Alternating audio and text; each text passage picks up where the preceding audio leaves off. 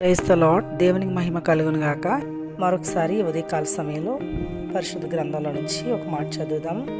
ద్వితీయోపదేశకాండం 5వ అధ్యాయం 12వ వచనాన్ని చదువుదాం. నీ దేవుడే యెహోవా నీకు ఆజ్ఞాపించినట్లు విశ్రాంతి దినమును పరిశుద్ధముగా ఆచరించు.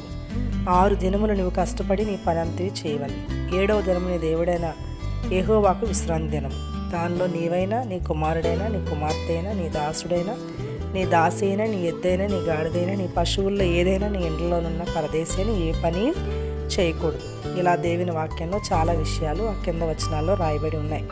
కాబట్టి ఈ మాటలు వింటున్న మీ జీవితాల్లో మీరు దేవుని సన్నిధిలో ఏ విధంగా దాన్ని ఆచరించాలి, దేవుని సన్నిధిలో ఆదివారం విశ్రాంతి దినాన మనం దేవుని సన్నిధికి వెళ్ళినప్పుడు మన జీవితాలు ఏ విధంగా ఉంటే మనం దీవించబడతామో చాలా విషయాలు ఇక్కడ రాయబడి ఉన్నాయి. కాబట్టి ఈ యొక్క ఉదయకాల సమయంలో మీ జీవితాల్లో ఒకవేళ విశ్రాంతి దినాన్ని పరిశుద్ధంగా ఒకవేళ ఆచరించడం లేదేమో, ఒకవేళ విశ్రాంతి దినాన్ని మీ జీవితాల్లో ఒకవేళ మీరు పెద్దగా దాని విషయంలో ఆసక్తి కలిగి లేరేమో, ఎప్పుడో ఒకవేళ వెళ్ళాలనుకున్నప్పుడు ఒకవేళ వెళ్తున్నారేమో, లేకపోతే సమయం లేకపోతే మీ పనులు మీరు ఒకవేళ మీరు చేసుకుంటూ ఉన్నారేమో.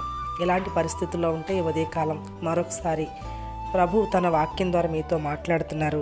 దేవుని సన్నిధిలో, దేవుని సముఖంలో మీరు ఉండగలిగితే మీరు, మీ పిల్లలు, మీ కుటుంబాలు, మీకున్నటువంటి స్థితిగతులన్నింటిలో కూడా దేవుడు తన ఆశీర్వాదాన్ని ఇస్తాడు. ఇంకా మనం గమనిస్తే ఈ విశ్రాంతి దినాన్ని పరిశుద్ధంగా ఆచరించాలి, లేకపోతే విశ్రాంతి దినాన్న దేవుని సందులో ఉండాలి అనేది దేవుని యొక్క ఆజ్ఞ. అది కాబట్టి ఆ ఆజ్ఞను మనం ఖచ్చితంగా పాటించాలి. అలా పాటించినప్పుడు మనం, మన కుటుంబాలు నెమ్మదితో బ్రతుకుతాం. అందుకే యెహోషువ అంటాడు, యెహోషువ గ్రంథంలో, మీరందరూ ఒకవేళ ఏ విధంగా జీవించినా, మీరు ఎవరిని సేవించినా, నేను నా ఇంటి వారు మాత్రం యెహోవాని సేవిస్తామని చెప్తాడు.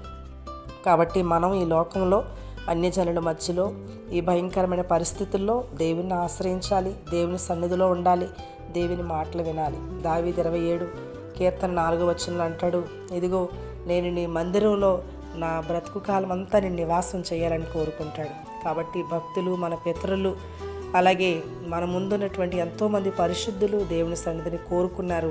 అందుకే వారు నెమ్మదిగా వారి జీవితాలు ముగించారు. కాబట్టి మీరు, మీ కుటుంబం, మీ పిల్లలు నెమ్మదిగా, సమాధానంగా, సంతోషంగా బ్రతకాలంటే పరిశుద్ధమైన దినాన్ని వ్యర్థంగా కాకుండా పరిశుద్ధంగా దాన్ని మీరు ఆచరించండి. దేవుని ఆజ్ఞని మీరు పాటించండి. మీరు, మీ జీవితాలు నెమ్మదిగా, సంతోషంగా ముగించబడతాయి, దీవించబడతారు. అట్టి కృప వింటున్న ప్రతి వారికి ప్రభు దయచేయను గాక. ఆమేన్.